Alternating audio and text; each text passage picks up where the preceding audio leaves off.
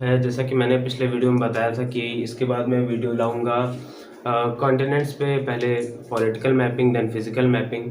लेकिन मुझे ध्यान आया, मैं एक टॉपिक भूल रहा था इसके बीच में, जो भूमध्य रेखा, कर्क रेखा, मकर रेखा, ये तीन जो लाइन है मेन और प्राइम मेरिडियन, 0 डिग्री देशांतर, ये सब कहाँ कहाँ से गुजरती हैं इसके बारे में आपको पढ़ना है।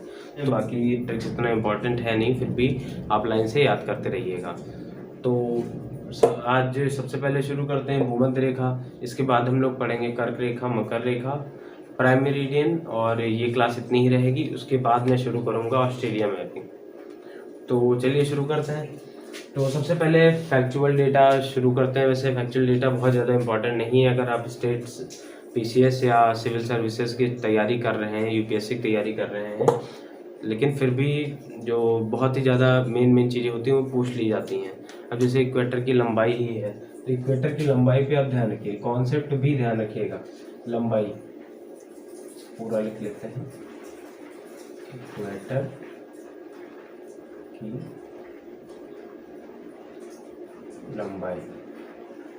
अब इस पे आप ध्यान रखिएगा, मैं सीधे बता दे रहा हूँ। सबसे पहले तो इक्वेटर की लंबाई 40,075 किलोमीटर, ठीक। अब इसको लेकिन आप समझिए, इक्वेटर को आप पृथ्वी की समझ लीजिए एक तरीके से परिधि भी कह सकते हैं कि इसकी परिधि कितनी है। परिधि के नाम से भी क्वेश्चन आ सकता है, तब भी आंसर यही होगा। आप ये समझने की कोशिश करिए, ये हमारा पृथ्वी का गोला है, ठीक, और ये हो गई हमारी इक्वेटर।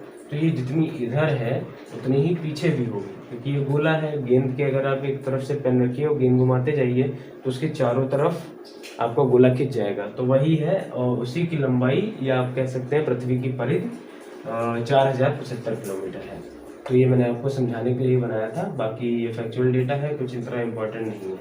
फिर उसके बाद दूसरी चीज़ और है, जो एक बार क्वेश्चन भी आया है, मैंने एसएससी का ही क्वेश्चन था, लेकिन अच्छा क्वेश्चन लगा, मुझे लगा कि आगे स्टेट बीसीएस में आ सकता है। कि पूछा गया था कि अगर इक्वेटर से ही हमेशा जब कोई भी रॉकेट लॉन्च की बारी आती है, आपने पूछा जैसे इक्वेटर से ही क्यों लॉन्च किए जाते हैं रॉकेट, या जितने भी प्रक्षेपण केंद्र हैं इक्वेटर के जितना हो सकता है उतने पास ही बनाए जाते हैं। जैसे इंडिया में ही है तो जितना हो सके उतना ही दक्षिण में, तमिलनाडु साइड, आंध्रा साइड, इसी तरफ लाया जाता है, क्योंकि इक्वेटर पे जो होती है ग्रेविटेशनल फोर्स वो सबसे कम होता है। वहाँ से रॉकेट प्रक्षेपण करने में आपको कम ऊर्जा लगती है, कम फ्यूल लगता है, उससे उतने में ही आप रॉकेट को उड़ा सकते हैं। और उसमें एक चीज़ और है, वो मैं फ़िलहाल इसको बताता हूँ। तो पॉइंट वाइज ही आप लिखते चलिए साथ में ही, चाहे मैं पॉइंट्स में लिख रहा हूँ, आप चाहे तो डीप में लिख लीजिएगा, आपको समझने के लिए है। तो रॉकेट लॉन्च हेतु प्रक्षेपण केंद्र इक्वेटर के समीप बनाए जाते हैं। अब ये मैंने लिख दिया, बाकी जो इसका समझाया, जो चीज़ मैंने, आप चाहे तो अपने नोट्स में वो भी लिख सकते हैं। तो ये एक वजह है, जैसे कि आप समझिए ये हो गया हमारा इक्वेटर। ये तो जितना भी होगा, जितना कोशिश करेगा कोई देश, अगर मान लीजिए उसका हिस्सा, जैसे इंडिया का हिस्सा है, वो अगर ऐसे कुछ बना हुआ है तो जितना कोशिश करेगा वो इतना ही नीचे आएगा, यहाँ पर ही अपने प्रक्षेपण केंद्र रखेगा, और वहीं से मतलब उनको कम फ्यूल में रॉकेट को उड़ाने में और एस्केप वेलोसिटी से बाहर भेजने में कम फ्यूल का खर्चा होता है, इसलिए। अब इसमें एक चीज़ और है, ये एडिशनल चीज़ है, इक्वेटर से रिलेटेड नहीं है, फिर भी जब भी कोई रॉकेट, ध्यान रखिएगा मेरी बात पे, क्योंकि चलिए मैं पहले आपको अर्थ की रिवॉल्विंग समझाता हूँ। अर्थ एक गोला है, और जैसा कि आप सब जानते हैं कि ये घूम रहा है, जैसे दिन रात होते हैं इसी की वजह से होते हैं। अगर कोई कहता है कि सूरज अपनी जगह से सूर्य अस्त होता है, या मतलब क्या कहते हैं उगता है, तो ये चीज़ गलत है। पृथ्वी घूमती है इसलिए आपको आभास होता है कि सूर्य अस्त होता है या उगता है, तो ये चीज़ बहुत गलत है। तो इस पर ध्यान रखिएगा, पृथ्वी घूमती है पश्चिम से पूरब, ये हो गया आपका पश्चिम, ये हो गया पूरब, ये इस तरफ जाएगी, ठीक है।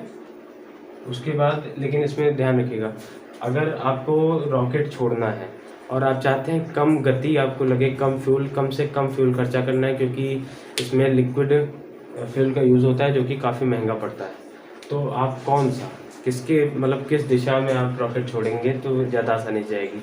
पृथ्वी घूम रही है पश्चिम से पूरब, अगर आप पूरब से पश्चिम की दिशा में अगर अपना रॉकेट भेजेंगे तो आपको ज़्यादा फ्यूल लगेगा, क्योंकि जो पृथ्वी की घूमने की गति है वो उसका अपोज करेगी। इसलिए हमेशा जब भी कोई रॉकेट छोड़ा जाता है प्रक्षेपण के लिए या कि इसके वेलोसिटी से बाहर निकल जाए, वो हमेशा पूरब की दिशा में छोड़ा जाता है, पश्चिम से पूरब, क्योंकि इसी दिशा में आपकी पृथ्वी भी घूम रही है, इसका फोर्स एडिशनल मिल जाता है तो और आसानी होती है। ये दूसरा पॉइंट था, ये इक्वेटर से रिलेटेड कुछ में छोटी मोटी चीज़ें हैं। और उसके बाद मैं बताता हूँ कि कौन कौन से ऐसे कॉन्टिनेंट्स हैं जिससे इक्वेटर गुजरती है। तो इक्वेटर सबसे पहले तो आप देख लीजिए, एक तो अफ्रीका है, एक ऐसा कॉन्टिनेंट जिससे तीनों मुख्य रेखाएं गुजरती हैं, तीनों के चारों 0 डिग्री देशांतर भी, तो ये हो गई मुख्य रेखा। और इसमें अब बात आती है जब इक्वेटर पे सबसे पहले, जैसा कि मैंने आपको बताया था, ये ऐसा कुछ बनेगा आपका, मान लीजिए ये साउथ अमेरिका आपका, तो यहाँ से गुजरेगी, देन यहाँ आपका पड़ जाएगा ऐसा करके कुछ, ये अफ्रीका, मेडागास्कर, यहाँ से गुजरेगी, ठीक। ये दो कॉन्टिनेंट हो गया। देन आपका एशिया के जो मालदीव वाला साइड पड़ता है, ये भारत बना लीजिए आप थोड़ा सा ऊपर, ये ऐसा कुछ स्ट्रक्चर आपको पड़ेगा, तो यहीं से गुजरती हुई और लास्ट में किरिबाती देश है, वहाँ से भी गुजरती है। तो कुल मिला के 3 कॉन्टिनेंट्स पड़ेंगे आपके। सबसे पहले नंबर पे आपका आ जाएगा North America, then Africa, then Asia. तो 3 कॉन्टिनेंट्स हैं मेन, ये भी आप लिख लीजिए।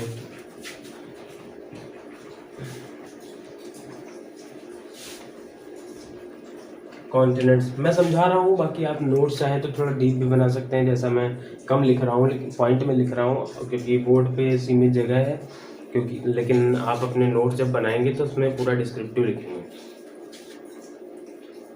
ये हो गई हमारी थर्ड चीज, कॉन्टिनेंट्स जिनसे गुजरती है। अभी मैं देश भी लिखवाऊंगा, उसकी चिंता मत करिए। तो कॉन्टिनेंट सबसे पहले लिख लेंगे, तो दक्षिणी अमेरिका, ठीक। दूसरा आपका पड़ जाएगा अफ्रीका, ठीक, तथा एशिया। ये मैंने पॉइंट्स में लिख दिए, बाकी आप समझने भर का आप अपना हो सके तो डीप भी लिख लीजिएगा। फिलहाल मैं इसके बाद अभी देश आपको बताऊंगा ही, तो आपको कायदे से याद हो जाएगा वो चीज़। तो इसके बाद अगला पॉइंट, एक और फैक्चुअल चीज़ है इसमें, मैंने मुझे वैसे इसके पहले बता देनी चाहिए थी, लेकिन कॉन्गो एक अफ्रीका का देश है जो बीच में पड़ेगा, उसी में एक नदी पड़ती है जायरे, उसी का नाम दूसरा कॉन्गो भी है। तो कॉन्गो जायरे जो नदी है वो एक ऐसी नदी है जो आपकी इक्वेटर को 2 बार काटती है। मान लीजिए ऐसे निकली कहीं से आ रही है, फिर इसने यू शेप थोड़ा बना के और 2 बार काट दी, तो ये नदी है कॉन्गो।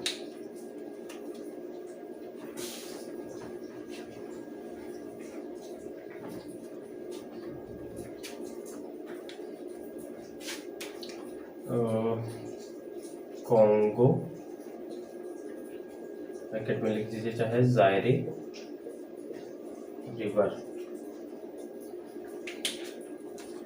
भूमध्य रेखा को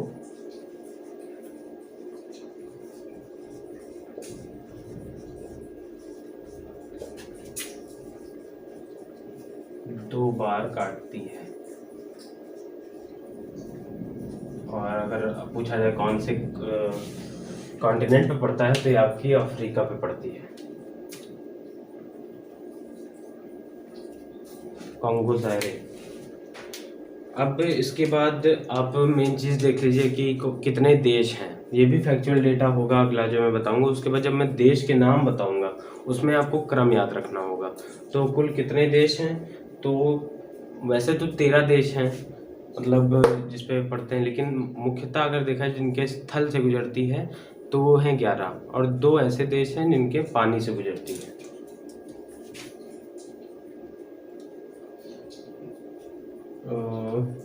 देश, मैं देश ही सीधे हेडिंग डाल रहा हूँ। ये आप लिख लीजिए 11 ब्रैकेट में स्थल प्लस 2 जल, मतलब 11 ऐसे देश हैं जिनके स्थलखंड से गुजर रही है, 2 ऐसे देश हैं जिनके जलखंड से गुजर रही है। ये मैं अभी आपको देश बताते हुए आपको बताऊंगा साथ में ही। तो अब सीधे बात करते हैं, एक एक कॉन्टिनेंट उठाते हैं, उसके देश देख लेते हैं जिनसे गुजर रही हैं। मान लीजिए हमने पहले साउथ अमेरिका उठाया, तो उसमें हम देख लेंगे लाइन से इक्वेटर, कोलंबिया और ब्राज़ील। तो इसी तरीके से तीनों कॉन्टिनेंट्स में देख लेंगे, हमारे सारे देश कंप्लीट हो जाएंगे। साथ में ये भी बता देंगे आपको कि जलखंड से कौन से, मतलब ऐसे कौन से देश हैं जिनके जलखंड से गुजर रही है इक्वेटर। तो ये मैं रफ कर दे रहा हूँ।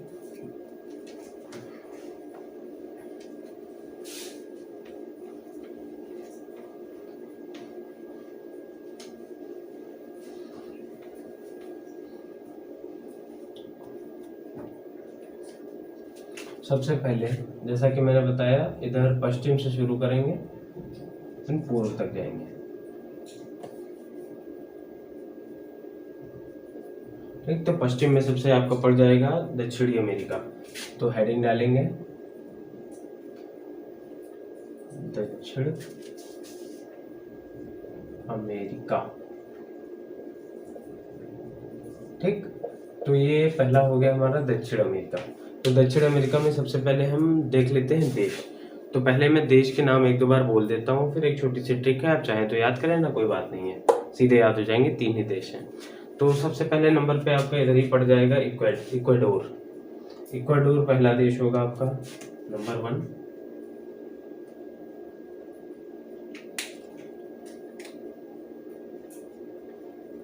इक्वाडोर।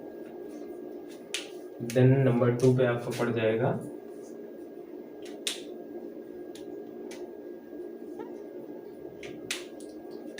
कोलंबिया। ठीक है, फिर नंबर 3 पे आपको पड़ेगा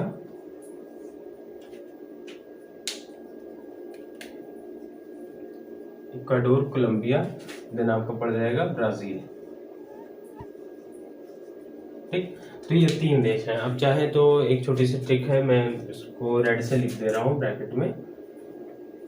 ठीक, इक्वेटर, जैसा कि इक्वेटर के बारे में हम पढ़ा रहे हैं, इक्वेटर को लंबा किया। ठीक, मान लीजिए इक्वेटर ऐसे लंबा किया, और कहां तक किया, तो ब्राजील तक।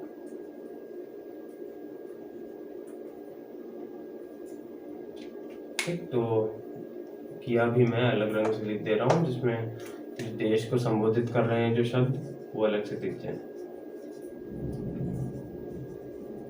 ठीक, तो ये हो गया आपके इक्वेटर को लंबा किया ब्राजील तक। ये हो गई आपकी ट्रिक। चाहे तो याद करें, वैसे हैं तो काफ़ी सारी, हर चीज़ में मुझे है, लेकिन ये कुछ खास नहीं है, आप भूल जाएंगे वैसे भी। लेकिन शुरुआत में पहली बार याद करने के लिए आप इनको यूज़ कर सकते हैं, आगे आपको मदद मिलती रहेगी जब भी आप पढ़ेंगे।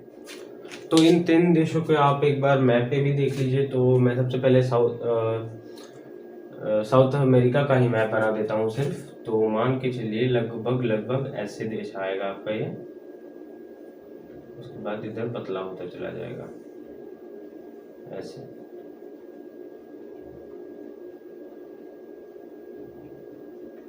ठीक, तो ये आपका देश पड़ेगा। तो यहाँ पर आपको पड़ जाएगा छोटा सा इक्वाडोर। ये आपका यहीं पे इसी से लगता हुआ थोड़ा सा, और ये आपको पड़ जाएगा कोलंबिया।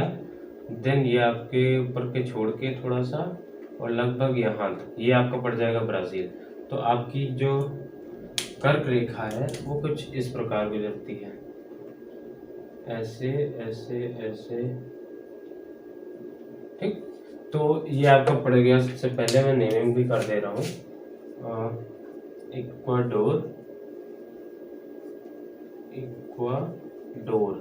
ठीक, ये आपका हो गया कोलंबिया, ये आपका हो गया ब्राज़ील। कई सारे देश हैं और, लेकिन वो हम फिजिकल मैपिंग पॉलिटिकल मैपिंग में पढ़ेंगे। फिलहाल इन 3 का काम था तो मैंने ये 3 बना दिए। तो ये आपके समझने भर के लिए था, चाहे तो आप खुद भी बना सकते हैं, एटलस साथ में रखिए, उसमें भी देख सकते हैं आप।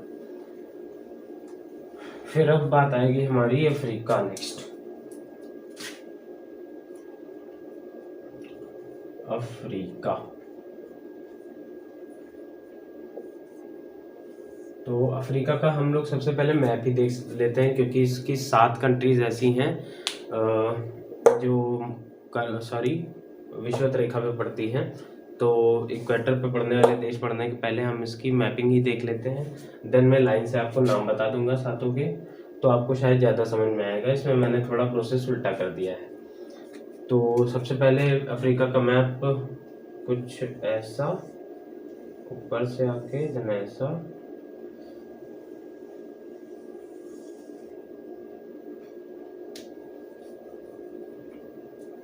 ऐसे। ये हॉर्न ऑफ अफ्रीका है आपका, बाकी ये अरब जुड़ जाएगा, इससे कोई मतलब नहीं है फिलहाल हम लोग को। लेकिन यहाँ पे, तो यहाँ पे सबसे पहले लाइन से हम लोग देखेंगे देश जो हमारे पड़ते हैं।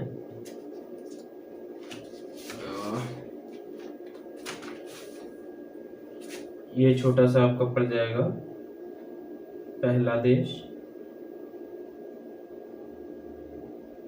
इसके पहले आप ध्यान रखिएगा, अफ्रीका से पहले ही एक यहाँ पे आपको टापू के रूप में एक देश पड़ जाएगा, यही है साओ टोमे एंड प्रिंसिप। चलिए मैं नेमिंग बाद में करूँगा, पहले मैपिंग आपको समझाता हूँ। तो सबसे पहले आपका ये पड़ जाएगा Sao Tome and Prinsep.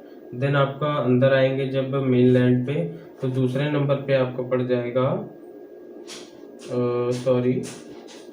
Gabon. Gabon के बाद आपका लंबा लंबा इसी के बगल में पड़ जाएगा देश, ये है आपका कांगो,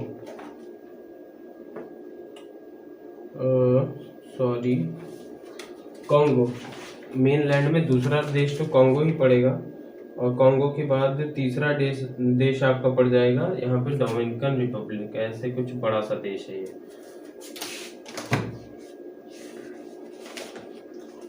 ठीक, और इसके बाद ये एक छोटा, कांगो थोड़ा और बड़ा कर लेते हैं। कांगो एक काफ़ी बड़ा देश है अफ्रीका का। देन आपका पड़ जाएगा युगांडा। सीधे मैपिंग याद नहीं आ रही कुछ मुझे, युगांडा। देन ये आपको पड़ जाएगा कुछ ऐसा केनिया, और ये मैंने हॉर्न ऑफ अफ्रीका थोड़ा बना दिया है ऊपर, मैपिंग में भी काफ़ी दिक्कत हो रही है। युगांडा, देन आपको पड़ जाएगा ये कीनिया, देन आप यहीं तक जोड़ देंगे सोमालिया, जो आपका हॉर्न ऑफ अफ्रीका में पड़ता है। तो ये लाइन से देश हो गए आपके जो इसी के हैं, आपके क्या कह सकते हैं मेन लैंड के, और ये साओ टोमे एंड प्रिंसिप। तो 1 2 3 4 5 6 7 देश आपके कंप्लीट हो गए। तो आप एटलस रखिएगा, कुछ मैंने खास चित्र नहीं बनाया है कि आपको बहुत अच्छे समझ में आए, लेकिन आप जब एटलस से देखेंगे तो आपको ये चीज़ पक्की हो जाएगी। तो यहाँ से गुजरती है आपकी इक्वेटर, ठीक, और इसी के पहले साथ में ये भी मैं बना दे रहा हूँ, परफेक्ट मैप नहीं है, और ये कोलंबिया, देन ये ब्राज़ील। ठीक, तो ये लाइन यहीं से मान के चलिए चली आ रही है। ठीक, तो यही हो गए आपके, लाइन से पड़ गया इक्वाडोर, और ये कोलंबिया में भी जाएगी, टच करेगी। ठीक, कोलंबिया, देन ब्राज़ील, उसके बाद साओ टोमे एंड प्रिंसिप, ये आपका पड़ जाएगा Gabon, Congo, Dominican Republic, Uganda, Kenya, Somalia. ठीक, तो ये आपकी जो मेन जितने देश हैं ये हो गए साथ में ही।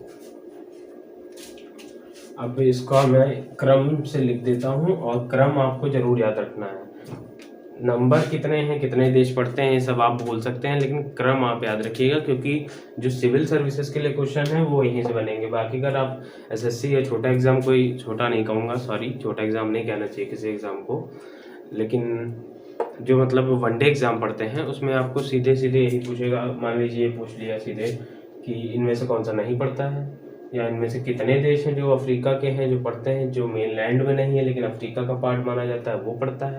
तो इस तरह के क्वेश्चन आपको नॉर्मल एग्जाम्स में मिल जाएंगे। तो इसमें सबसे पहले हम नेमिंग शुरू करते हैं। तो साओ टोम, चलिए नंबरिंग करके लिखता हूँ मैं।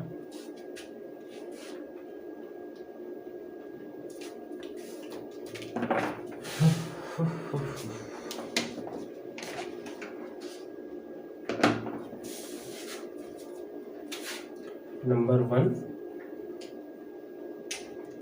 साओ टोम एंड प्रिंसेप, वही जो साइड में छोटा सा एरिया था, साओ टोम एंड प्रिंसेप, ठीक है, ये पहला देश हो गया आपका। देन सेकंड नंबर पे आपका आ जाएगा, जैसे ही आप मेन लैंड में एंटर करेंगे आपका पड़ जाएगा दूसरा देश गैबॉन, गैबॉन। थर्ड देश कॉन्गो। फोर्थ देश आपको पड़ जाएगा डोमिनिकन रिपब्लिक ऑफ कॉन्गो, मतलब डीआरसी में शॉर्ट में ही लिख दे रहा हूँ, डीआरसी। 4 हो गए, बचे 3। उसके बाद आप इसको, ये 4 एक साथ याद रखिएगा, Sao Tomé Prinsep, Gabon, Congo, DRC, ठीक, फ्लो में है। देन 5th नंबर पे आपको पड़ जाएगा इसके जस्ट बाद युगांडा, युगांडा। 6th नंबर पे आपको पड़ जाएगा कीनिया।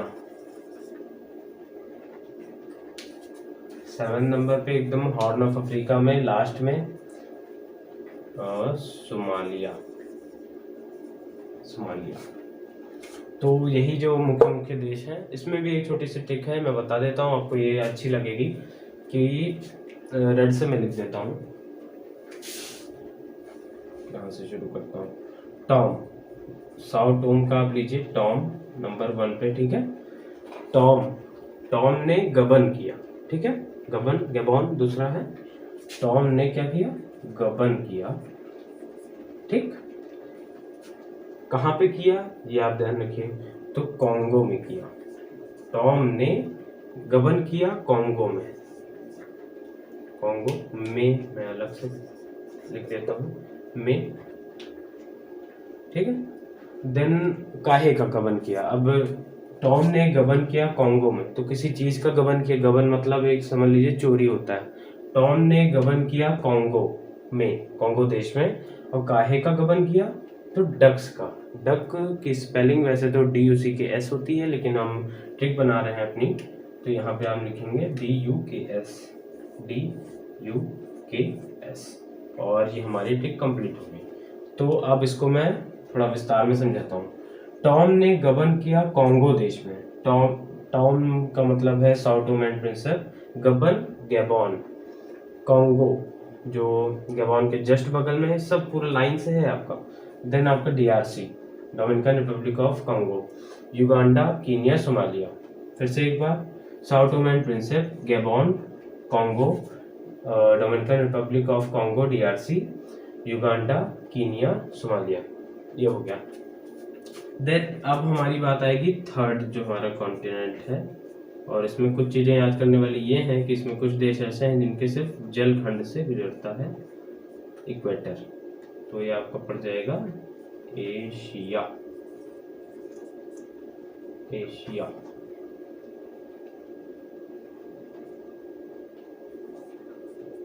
ठीक।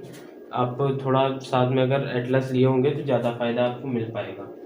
जो मलय प्रायद्वीप है उसके नीचे से लगभग ये जो ऐसे करके ये वाला हिस्सा,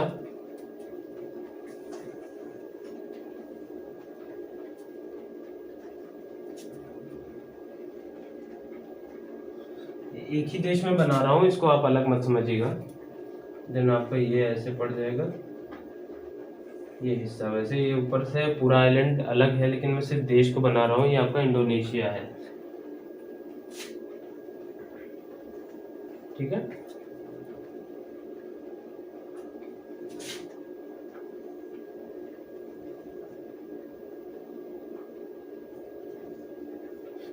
विषुवत रेखा, और ये ऐसे कुछ जाके और यहाँ पे टच होगी।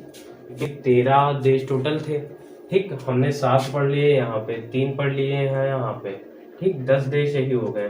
तो ये आपको ये जो इतने सारे दिख रहे हैं ये एक ही देश है, ये आपका इंडोनेशिया का हिस्सा ही है, ठीक। तो मालदीव्स आपका यहीं पे पड़ जाएगा। इसके पहले एक छोटा सा कॉन्टिनेंट बनाना मैं भूल गया हूँ, मालदीव्स। तो ये हो गया आपका मालदीव्स, नेमिंग कर रहा हूँ मैं मालदीव्स, ठीक है। मालदीव्स ही वो देश है जिसके पानी से गुजरती है लाइन, पानी से, ठीक है। मालदीव्स पहले पड़ जाएगा।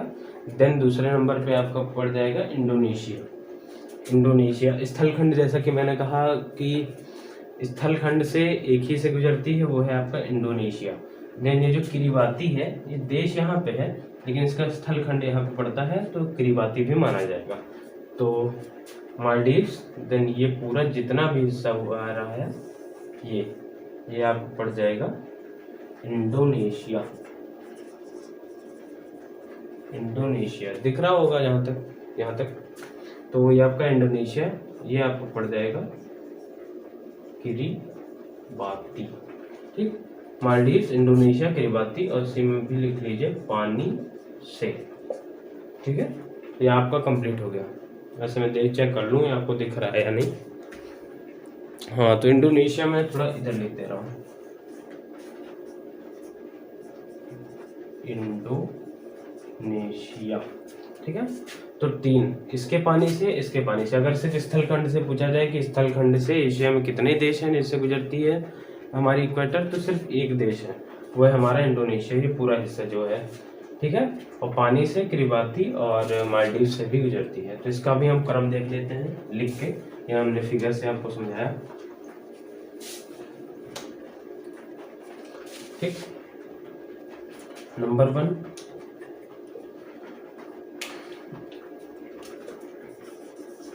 मालदीव्स, नंबर 2 पड़ जाएगा आपका इंडोनेशिया, देन नंबर 3 आपको पड़ेगा